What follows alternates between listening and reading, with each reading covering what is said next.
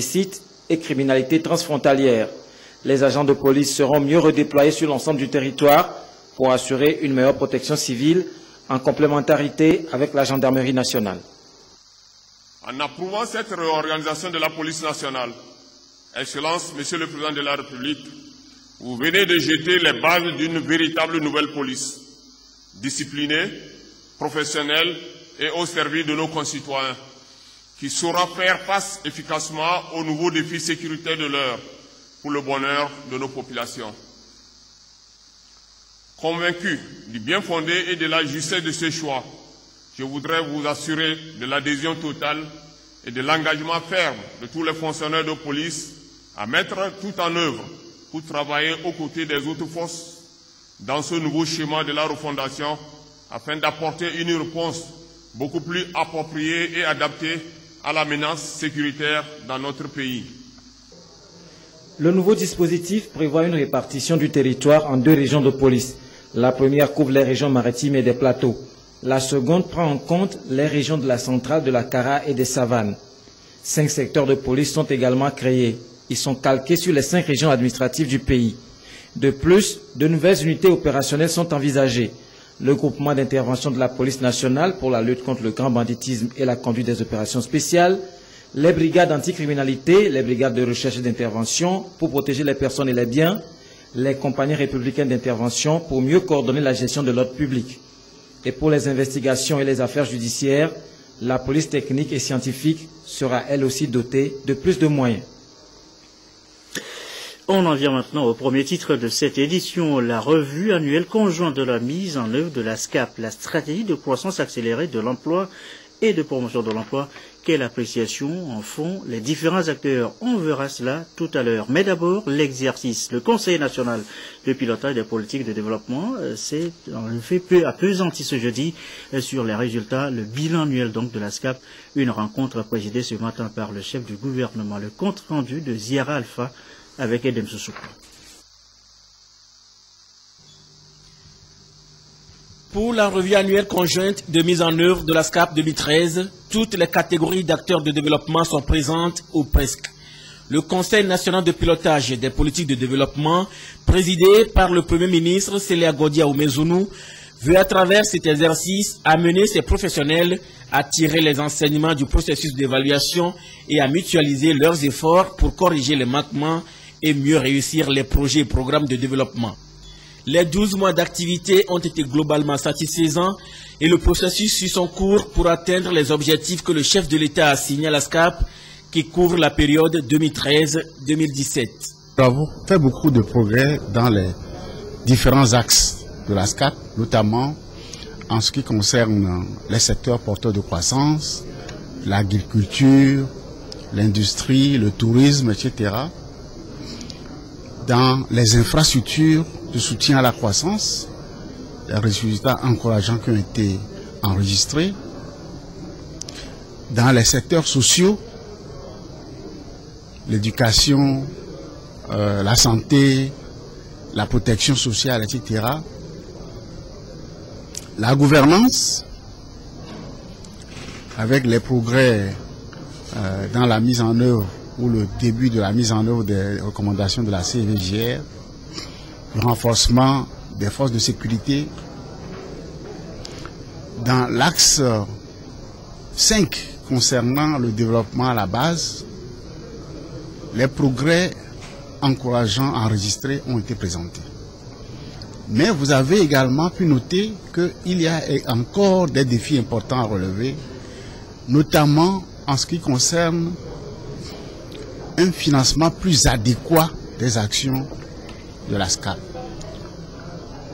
un meilleur fonctionnement du dispositif institutionnel de pilotage du développement.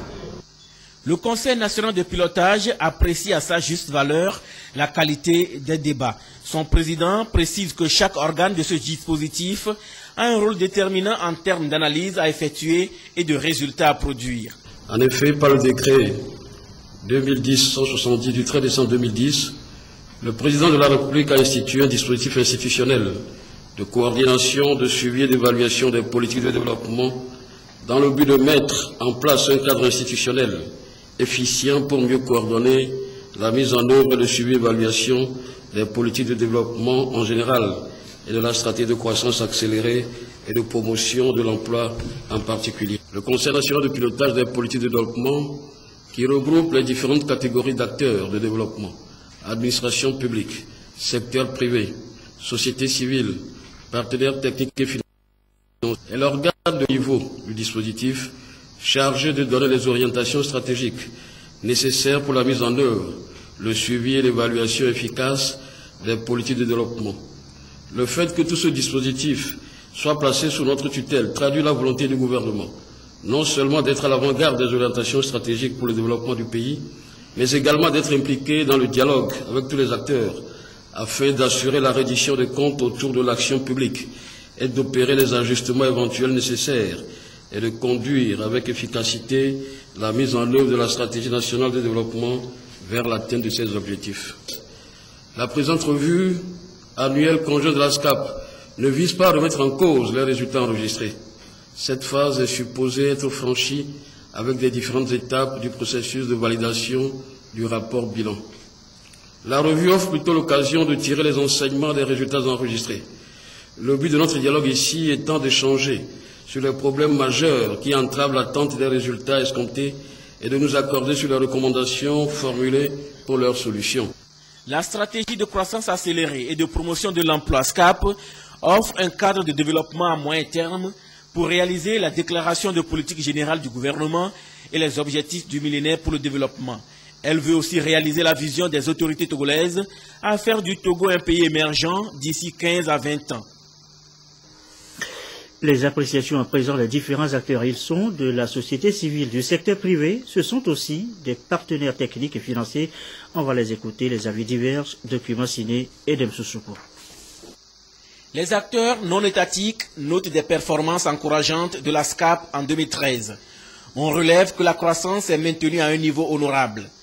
Le secteur privé constate un faible niveau de financement du budget en référence aux indicateurs du programme d'action prioritaire de la SCAP. Ici, on souhaite la mise en œuvre effective du Code des investissements. Le secteur privé félicite les efforts qui se font pour améliorer le climat des affaires au Togo. Il s'engage à accompagner la politique de promotion de l'emploi élaborée et mise en œuvre par le gouvernement à travers plusieurs initiatives des jeunes. La société civile, de son côté, veut travailler à l'émergence d'une diplomatie non gouvernementale à travers son engagement pour la promotion de la tolérance, de la paix et de la redevabilité. Les partenaires techniques et financiers soutiennent la dynamique des politiques publiques du gouvernement et demandent beaucoup plus d'efforts pour la mise en œuvre et le suivi de la SCAP. Les partenaires du Togo ont voulu exprimer leur satisfaction pour la tenue de cette revue qui consacre, disons, la première année de mise en œuvre de la SCAP.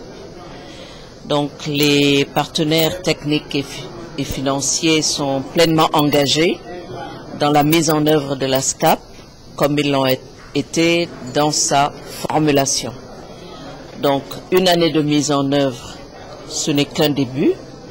Les partenaires ont voulu partager leur appréciation des résultats encourageants qui ont été atteints déjà au cours de cette première année, donner également un feedback sur les domaines où ils observent que des efforts soutenus doivent être faits. Ils ont également exprimé des engagements à poursuivre leurs appuis et leurs propres efforts pour que les objectifs de la SCAP soient réalisés. Non, ils suggèrent qu'en 2015, il y ait une revue de la SCAP. Le Premier ministre a laissé entendre que toutes les recommandations seront analysées et mises en exécution dans la mesure du possible afin de permettre à la SCAP d'atteindre ses objectifs. Je voudrais donc, à l'endroit des différents partenaires qui sont intervenus, dire que nous prenons entièrement note de ce qui a été dit. Et voilà pourquoi je dis que c'est un acte fondateur. Je crois qu'au niveau du gouvernement, nous n'avons pas tous bien compris le sens de ce conseil. Je le découvre personnellement ce matin à la lumière des observations qui sont faites en termes de fonctionnement du conseil, en termes d'organisation du conseil et en termes de réponse à un certain nombre d'engagements qui étaient pris par le gouvernement. Je pense que c'est sur ce point que nous devons rapidement, dans la prochaine jour, travailler à l'occasion d'une communication que le ministre de la Planification devra faire en Conseil des ministres. Et sous le leadership du chef de l'État et donc sous ma coordination, que nous reprenons mieux le sens de ce Conseil et les engagements et le travail qu'il y a à faire. Véritablement, il apparaît aujourd'hui que nous découvrons un peu ce Conseil. D'abord, j'aurais plus insisté sur la présence effective de l'ensemble des ministres. Je crois que cet aspect nous a échappé un peu, parce qu'on n'a pas bien compris la réalité du travail qu'il y a à faire. Deuxième chose, et je pense que c'est à l'endroit de l'ensemble du gouvernement, nous comprenons à travers ce qui se dit qu'aucun ministère ne réussira si ce n'est pas avec l'ensemble du gouvernement.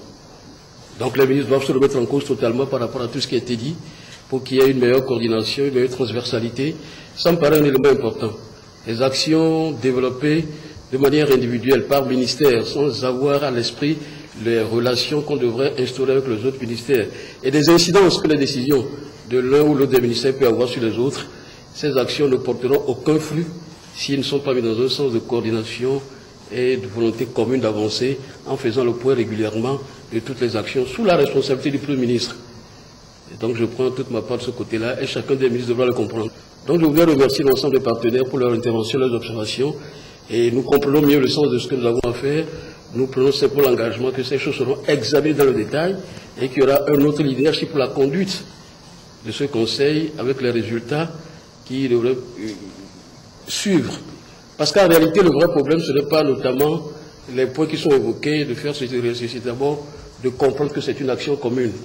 À partir de là, le suivi et l'organisation du travail permettront à chacun de contribuer à une réussite commune. Donc il ne me paraît pas opportun de reprendre les différents points qui ont été évoqués, mais de considérer que c'est un ensemble d'éléments qui fondent aujourd'hui ce Conseil national, qui doit être plus efficace, plus actif et plus objectif dans les résultats qu'il doit atteindre. De manière générale, il a été demandé d'orienter une grande partie du budget de l'État vers l'investissement, accélérer la mise en œuvre de la décentralisation ainsi que les recommandations de la CVJR. À signaler qu'à la primature, cet après-midi, le chef du gouvernement s'est entretenu avec des personnalités étrangères. Dr Benoît Calassin, premier, c'est lui le directeur régional de l'UNFPA Afrique de l'Ouest et du Centre. À la tête d'une délégation, il a notamment exprimé la satisfaction de son institution en ce qui concerne les efforts du Togo. Le ministre ghanéen des Transports sera ensuite reçu par le Premier ministre. Une visite de courtoisie, dira-t-il, à sa sortie d'audience. Je vous propose de les écouter tous au micro de Charlotte Routine. Le Fonds des Nations Unies pour la population était en réunion régionale ici, dans un forum que nous appelons l'équipe de gestion donc, de la région, où nous avons amené 23 représentants donc, de la région Afrique de l'Ouest et du Centre. Et l'idée ou le but de notre réunion à Lomé, au Togo, c'était de réfléchir ensemble sur des sujets d'intérêt commun, les défis de la région, les opportunités dans la région. Et en choisissant le Togo, c'était aussi pour rendre hommage et remercier le soutien que nous avons eu les dernières années en termes d'appui politique au plus haut sommet, le président de la République lors de la dernière Assemblée générale, le ministre de la Planification, le ministre de l'Action sociale. Donc c'est cet engagement sur l'agenda du Caire. Donc c'était pour le briefer pourquoi nous étions ici et puis pour dire merci pour les accompagnements politiques sur des questions d'avenir de la femme et des jeunes de l'Afrique et du Togo aussi. Nous sommes satisfaits de la collaboration, de la coopération et de l'appui que nous recevons du Togo. C'est par là que j'ai commencé, que le chef d'État lui-même se soit déplacé lors de l'Assemblée générale, de la session spéciale sur l'agenda du Caire pour venir délivrer un message fort en appui à notre agenda. Je pense qu'il n'y a pas, n'est-ce pas, de preuve plus parlant que celle-là. My President John Dramani Mahama, the President of the Republic of Ghana, has asked me to deliver a message to his brother, President, for the President of the Republic of Togo. Elle apporte les salutations du Président de la République du Ghana au peuple togolais. Essentiellement, elle est venue pour délivrer un message au président de la République togolaise. Et par raison de courtoisie, elle est venue voir le Premier ministre. Également, elle a rendu une visite de courtoisie au ministre des Travaux publics. Togo et le Ghana, c'est presque le même peuple. Vous voyez qu'il y a toujours des partages, les va-et-vient entre les deux pays. Il y a qui fréquentent les hôpitaux chez nous au Ghana. Alors la partition, la frontière, c'est juste le travail du colonisateur.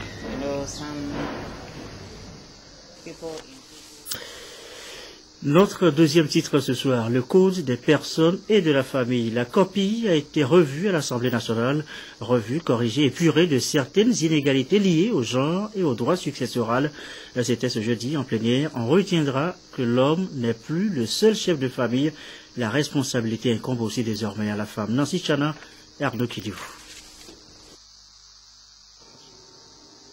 Les articles 99 et 100 du Code des personnes et de la famille révisés permettront aux époux d'assumer ensemble la responsabilité morale et matérielle du ménage et des enfants. Les articles 403, 404, 419 et 420 nouveaux traitent des droits successoraux. L'article 403 reconnaît en matière de succession la coutume du défunt et le droit moderne. Il précise que la coutume ne sera appliquée autant qu'elle est conforme aux droits humains. L'article 404 réécrit autorise que l'option de la coutume en matière de succession soit faite par testament, soit par déclaration devant l'officier de l'État. Toujours dans cette rubrique, les articles 419 et 420 prennent également en compte des exemples féminins dans l'illustration des degrés de succession. En accordant un vote favorable à l'unanimité à ce texte, vous ne faites pas seulement la promotion de la femme,